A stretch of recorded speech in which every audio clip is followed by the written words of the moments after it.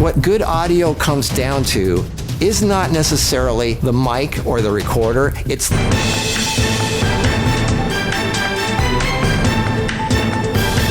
What's up, YouTubers and YouTube land? Would you rather watch 10 minutes of this?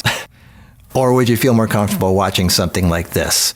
Even though the video quality isn't as good, I think a good number of people might pick this one because there's something about hearing a clear voice speaking to you. That first shot was done with a very expensive camera, but the audio was from the cheap built-in microphone that it comes with. And the second shot was done with one of the world's cheapest camcorders, but the audio was recorded separately that has nothing to do with the camcorder. This is literally one of the world's cheapest camcorders. It only costs $30. And then there's this thing here. This is the world's cheapest camcorder. This costs $16. I made a video about these little guys. They're so cute. I'll put the link down below. But something interesting about that video, a lot of those camcorders actually had pretty good video quality, but the audio sucked terribly. And a lot of the comments are, what a horrible camera. I would never buy that camera. What a piece of garbage. What they didn't realize is they were judging those cameras based on the audio, not the video. I never record my audio through a video camera. I always record it separately. But for most people, what you hear is more important than what you see. I could black out the screen and you'd still watch the video if what you're hearing was interesting. So that's why I need to make this series, because the audio is actually the most important part of a video, ironically. A lot of people say, what microphone do you use? As if they were to buy the same microphone and suddenly everything would be great and sound awesome. Sorry, it doesn't work that way. Audio is a lot more complicated than just what mic do you use. I've got a lot of stuff to share with you. This is going to cover a lot of videos. And I've been a little hesitant because I'm just, this is going to be a bunch of work. And then there's these audio files out there, you know the kind, and all their little nitpicky stuff, and they're overly critical about everyone else's audio knowledge. Look, I am not an audiophile. I'm just a guy that did 8 years of research with all kinds of recorders and microphones and setups and places of how to use and hide mics and all this. So I'm going to give you practical, real-world results. I'm going to give you what I found works for me. I love tinkering. I love playing. I love to combine different things. So I'm going to give you the Markus version of audio, which is what you've all been waiting for. So finally, here it is, the Markus Picks audio series. Welcome.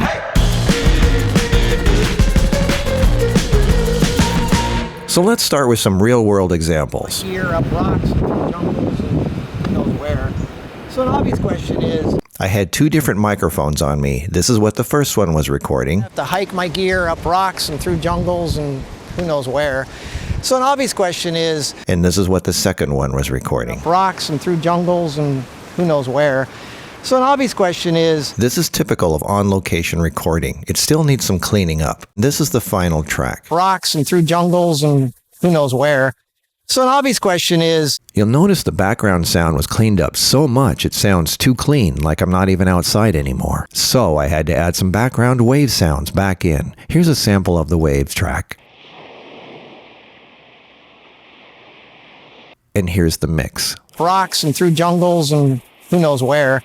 So an obvious question is, now you're probably saying, why didn't I just leave some of the background sounds in there? Well, here's why. A normal original mic recording sounds like this. It's kind of flat and distant and boring sounding. But you'll want it to sound more like this, more punchier, in your face, more intimate. And this is done by adding post-processing effects like a multi-band compressor and a limiter and stuff like that. But if you still had background sounds in there, they would be made louder, more punchier, and in your face also, ending up being nothing but distracting noise. So you always want to have a voice track separate from the background so you can make the voice track punchy and the background softer. This is how they do it in Hollywood, and this is why you should always record a separate piece of clean background sound. Every audio guy in Hollywood does this, and you should too, if you can. You may be wondering what I'm using to record this voice right now. People often ask, what do I use for my voiceovers? Well, I use different things, but right now I'm using a Neumann U87 P48 AI professional microphone. It costs almost $3,500. Don't worry, you don't need to spend that kind of money to get a similar sound.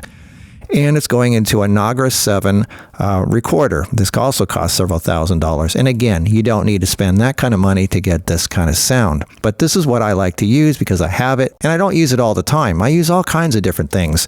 For example, I use this thing here. This is a Nagra SD. They don't make this anymore. You can get it on eBay. But I've got dozens of things I'm going to run through that give you a very similar sound when you're on location, when you're portable, or you just don't want to have big clunky stuff like this. You can even get a similar sound with cheap stuff like this. This is a Zoom H1N. I like to call it the H1N1 for some reason. Anyway, yeah, you can get a really similar sound with cheaper stuff, and I'll cover that in a whole nother video. But one thing that you should always have when you're doing close mouth recordings like this, which is how you get your best sound, that's why radio people do it, is to have a pop filter. This is so important, especially for little things like this. A professional microphone like the Neumann can handle pops better than something like this, but it still has plosives. And plosives are, when you say the letter P, it sounds like an explosion. So, right, hello there, plosive, hello, pretty, darn, pretend, pretty. And then when you put this over it, pretend, pretty, plosives, hello, So it doesn't sound like an explosion when you're talking with the letter P. So always have a pop filter. It just makes your recording sound a lot cleaner. Anyway, so I got a lot of stuff to cover in this introduction video. Let's move on to the basics of audio. I'm going to give you lots of cool stuff, so let's get on with it. Now, when I'm talking about audio recording in this series, I'm talking about recording somebody speaking, not nature recording or anything like that. If you're in a nature recording, I suggest you look into parabolic mics. But for my series, I'm going to be talking about a person speaking, which is what I think most of you are going to be doing anyway. So the first most important thing about audio recording is none of this stuff. It's your voice. Now, before you laugh and say, yeah. No, it really is. It's really important because the human voice changes throughout the day. Mine especially. I wake up in the mornings. That's when I do my voice recordings. That's when I'm doing this one. And later, as the day progresses, I start sounding like this. My voice starts getting like less. Here's an example. Here's a recording of me speaking in the morning. This is the little Tascam DR10L with a COS 11D 8-inch lavalier microphone plugged into it. This is the little Tascam DR10L with a COS 11D 8-inch lavalier microphone going into it. What a difference, huh? Sounded like it was recorded with a different microphone or a different cheap recorder, but nothing changed except the voice. So keep that in mind. Your voice does change throughout the day. I sound good in the mornings, I sound like Mickey Mouse in the afternoon. Now, recording your voice is a microphone, so I've got a whole world of microphones here. Starting off with the little tiny lavalier mics. These are ones that you clip on your shirt, and you just, they're kind of small and out of the way. I have been buying and testing all kinds of mics since 2013. How long is that? That's like almost a decade of me buying and testing stuff. I love tinkering. I like trying things. And these are samples of lavalier microphones. A good lavalier, now there's cheap ones out there, but a typical lavalier mic that's worth anything, that sounds really good, they go from about $200 to $700. Now, before you go, oh, that's too much money, it's your voice, and I think we've already established that the voice is more important than what you see in the video. What you hear is more important. So you want nice, clear sound. If your voice is clear, then people will listen to you more. They'll take you more seriously. They'll give you more attention. So a good mic is a good start. And I will get into different mics in another video, but I just want to show you the different parts of audio recording. So we have lavalier mics. A lavalier mic is a little tiny microphone that's so small that you can barely see it, and they come in different colors. This one is skin colored, and look how small this is. This is a 6060, I believe, by DPA. It's one of the smallest in the world. And you can literally clip this on anywhere on your body, or most people clip it here. But it's a tiny little mic that's just kind of inconspicuous, and it's there. So now the next, here's another one. Now you have 1/8 inch. These are 3.5 millimeter plugs. This is what I prefer more than anything. They sound, in my opinion, just as good as the XLRs. The XLRs, which are these ones, these people that like to buy video cameras with XLR connectors so they can look and sound professional. The benefit of an XLR is that you can run the cable longer. So if you literally want to plug the cable in to a camera that's 20, 30 feet away, that's when you use XLRs because they're balanced, they're grounded, and you don't get interference sounds. But most people don't use cable runs that long. They only use it for like 5 to 6 feet, in which case 1/8 inch is fine. Unless you have a lot of static and interference in the room. I always use 1/8 inch. I never use XLRs, but fanatics seem to be all fanatical about XLRs. So yeah, you obviously get lavalier mics. This is an Audio-Technica 899. This one costs $270, and this little guy costs $600. So, and there's cheaper ones too, and I'll get into that in the next video. Then we have shotgun mics. These are a little more directional in what they record. They have different kinds. They have Omni, they have cardioid, and I'll get into that in another video. They come from overhead like this, but do not aim a shotgun mic right at somebody's mouth above the camera. That is, I know that's what people like to do. That is not the best way to do it, but I'll get into that in another video. Shotgun mics range in price from like $100 for a really cheap one, but the good ones go from like $200 to $300 up to several $1,000s. Starting with like a Rode NT5, this is like $200. And then I've got my Sennheiser 67 and stuff like that, but you want something like this. If you can afford it, this is what Hollywood uses. This is a Sennheiser 416. This is the industry standard for shotgun mics. This is a really good mic. It costs $1,000, the Sennheiser 416. And if you want to go a step up, we have something like this. This is a DPA 4017. This one costs $1,800. And if you want to go up from there, you got a Schoeps CMT 54. This one costs $2,500. This comes from Germany. This is a really well-made microphone, $2,500. I never use it. I might even give it away. I don't know. I don't even use this one. I might give that one away. I don't know. I just don't use shotgun mics anymore. I haven't used shotgun mics in probably 6 or 7 years. Everything I do is lavalier. There's a place for shotgun mics. I just don't use it anymore. So then we get on to the next mic here. This is a headset mic. This is a microphone that has a wire thing that has the microphone close to your mouth like this. This is what people like Tony Robbins and people on stage like to use. You have a little microphone coming from behind your head or your ear. They range in price from, again, $200 to $1,000 or $2,000. This one here is one of the more expensive ones. This is a DPA. This costs $1,000. Then you got an Audio Technica here. You got a Shure MX153. $230. And then you've got some really cheap ones like this Drury Lane DH3, which only cost $150. It's pretty good, but it's never going to be as clear sounding as something like this, the DPA 6066. So those are your headset mics. Now, most people just want to attach a microphone right to the camera because they think it's the easiest thing to do. I don't, because now you're attached to the camera, and that's a real hassle unless you're right in front of the camera. But I'm never right in front of the camera. I'm usually like not in front of the camera. I'm usually like out in nature by myself, doing my own thing under the wide open sky, you know, with the mountains and the desert and the rocks and the animals and stuff. And I don't like to have any attachment to the camera so I can walk around. And yeah, there's wireless systems, but wireless still attaches you to the camera. What if you're too far away and you lose the signal? What if the receiver, the transmitter goes out, or there's interference? I don't want to have any attachment. I want to be free. I like freedom. So for me, the microphone goes into a little recorder that I have in my pocket, and now I can go anywhere and do anything I want while the camera is a half a mile away. And that takes us to the world of portable recorders, which I've been collecting and playing with for many, many years. All kinds of them. Cheap ones, expensive ones, little ones, big ones. And I love playing with these guys. They're so much fun. They're like $80 to $1,000 or even $2,000. This one here, which looks like a cheap consumer thing, I mean, I don't even know if they sell this anymore, but this is a Sony Pcm D100, very expensive recording device. Most of these record in 44, 48 kilohertz, 16 or 24-bit. This one records in 192 kilohertz, 24-bit, and it also has a format called DSD, which records 2.8 megahertz, not kilohertz, megahertz. That is mind-blowing. So I got all kinds of them here that range in price. The little cheap ones like the Tascams here to more expensive ones like the Audio Limited Digital. It was $1,600 for this one. The Electrosonics PDR, that's $800.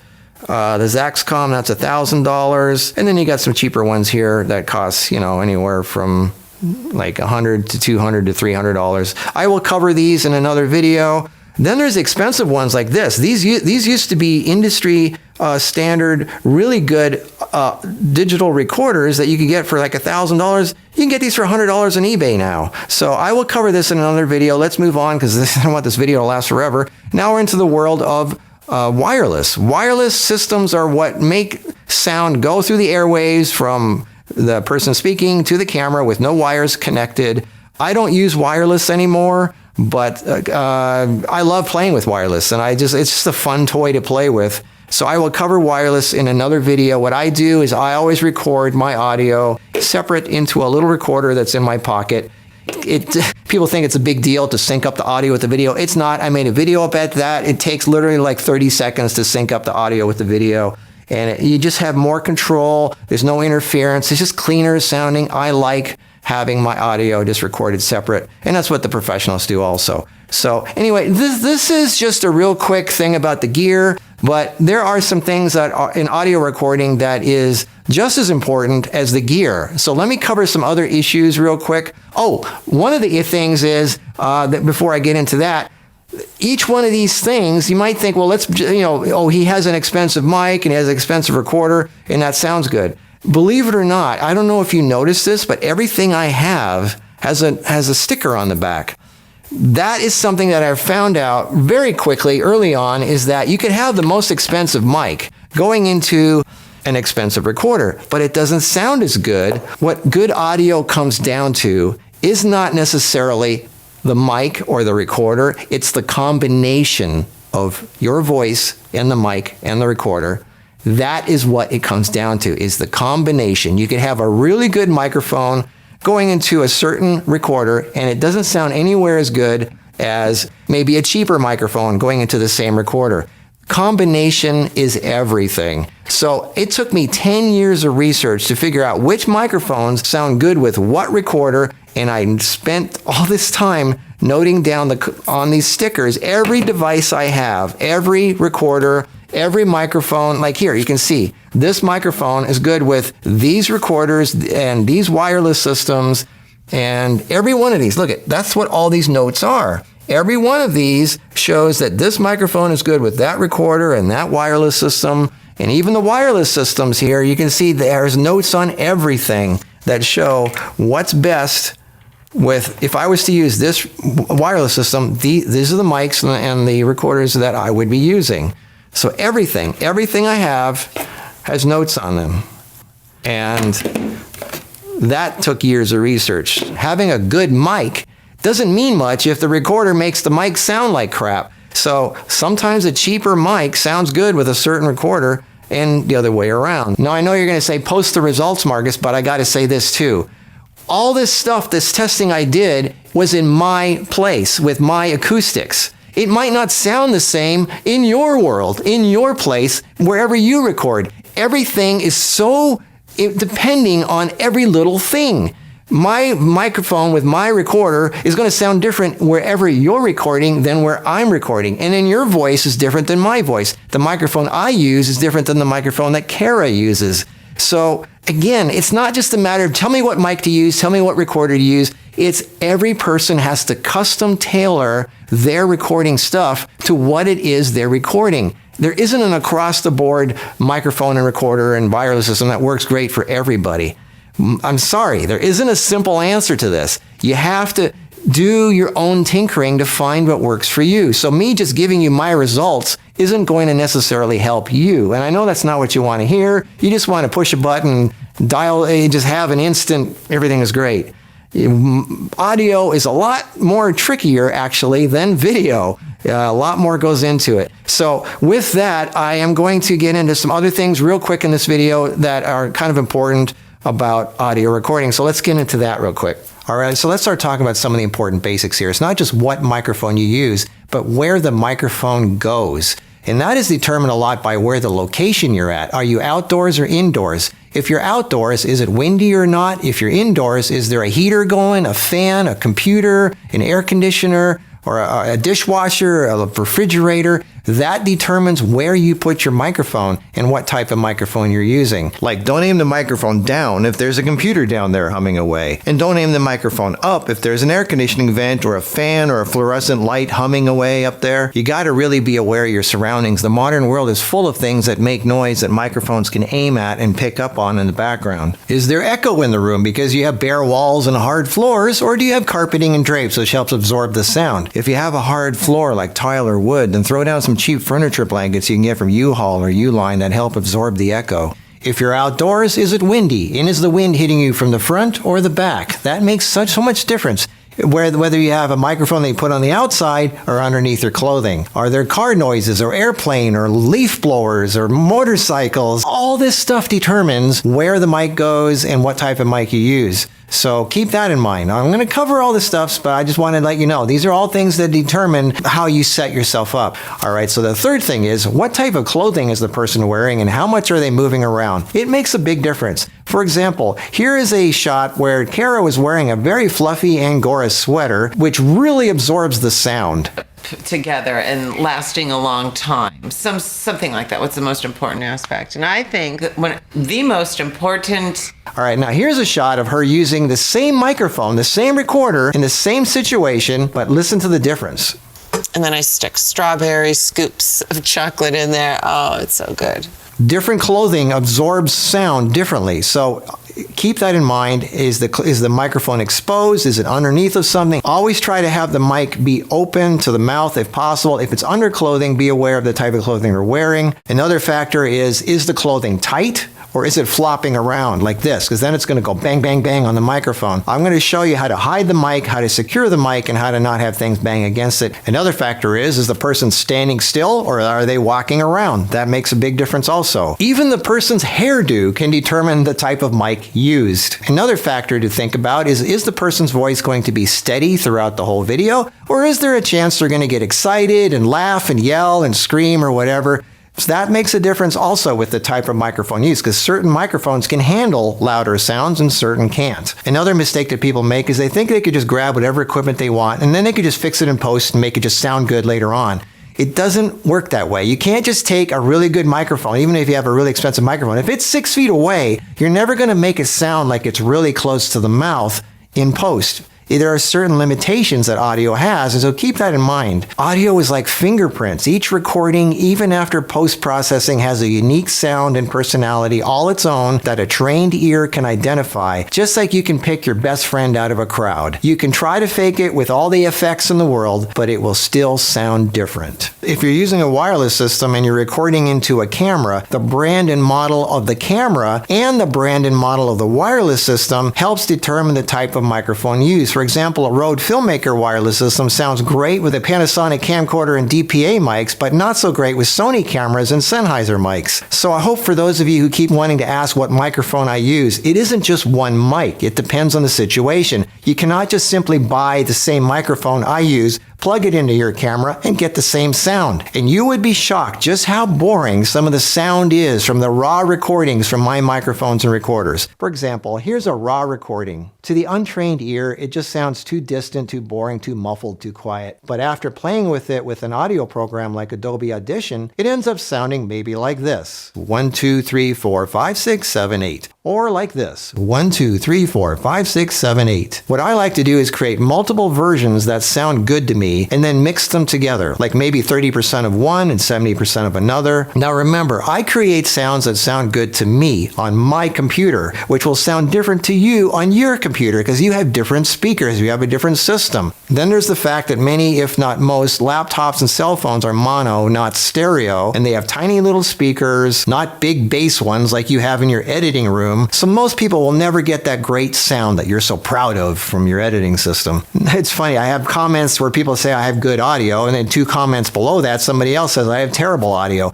Now, I understand that you cannot make everybody happy. Everybody's listening on different devices. Plus, a lot of these audio files, they have these really big booming systems they're really cranked the treble or with a bass or whatever. They want to have it like full surround sound and everything. Everything is enhanced. So if you've got something that's already got compression on it or whatever, and then it goes to their enhanced system, it might sound horrible to them because they've already enhanced everything. Everybody's situation is different. Then you got the people listening to stuff on earbuds and really cheesy little earphones or whatever. It's never going to sound the same to all people. So you cannot make all people happy. Just realize that. You can never have something that everybody's going to hear and it's going to sound Nobody's going to hear it the way you hear it. And even if it did sound the same on everybody's system, remember, everybody has different tastes. Some people are going to like it, some people won't. So don't get too affected by people who say they don't like or change this, change that, you got too much of this or that. It might be distorting on their system because of the speakers or whatever, because YouTube messed it up. Who knows? If it sounds good to you and you like it, it's your creation. Do what you want. Be happy with what you're doing. And really, that's what it comes down to. Create stuff that makes you feel good. That's why you're probably doing this in the first place, right? Because you enjoy filmmaking. You enjoy audio. You enjoy tinkering, you like making stuff like this, do what makes you feel good. Don't let other people affect you so much. Just do what sounds good to you, what looks good to you, what makes your heart sing. That's what it comes down to. I have so much equipment here that I've been collecting over the last 10 years. I'm going to give a lot of it away. I have a giant pile over there that, I don't even know what's all in there. I have tens of thousands of dollars worth of stuff that I'm going to give away. So some of you are going to get some of this stuff anyway, but that's not what this is about. It's about sharing the joy and just, I don't know, we love this stuff, right? All right, so stay tuned. I got a lot of videos coming up in this audio series, and I'm going to cover a lot of ground. Finally, after all these years, it's finally happening. I hope you enjoyed as much as I do. I love audio as much as I love video, and I love tinkering, so stay tuned for the next video. I'll see you then.